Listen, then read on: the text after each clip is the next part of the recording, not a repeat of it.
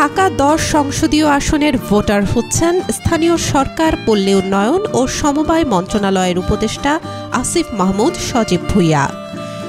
রোববার সকালে স্থানীয় সরকার মন্ত্রণালয়ের জনসংযোগ কর্মকর্তার পাঠানো এক বার্তায় এই তথ্য জানানো হয়।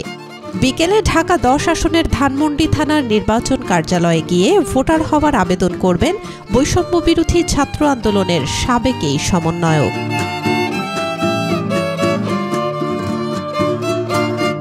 বার্তায় আরও বলা হয়, উপদেষ্টা আসিফ মাহমুদ বেলা ৩টায় ধানমন্ডি থানা নির্বাচন কার্যালয়ে উপস্থিত থাকবেন। তিনি ধানমন্ডি থানার ভোটার হবেন। ঢাকা ১০ নির্বাচনী আসনটি ধানমন্ডি, নিউ মার্কেট, কলাবাগান ও হাজারীবাগ থানা নিয়ে গঠিত। এই আসনে এখনও প্রার্থী ঘোষণা করেনি বিএনপি।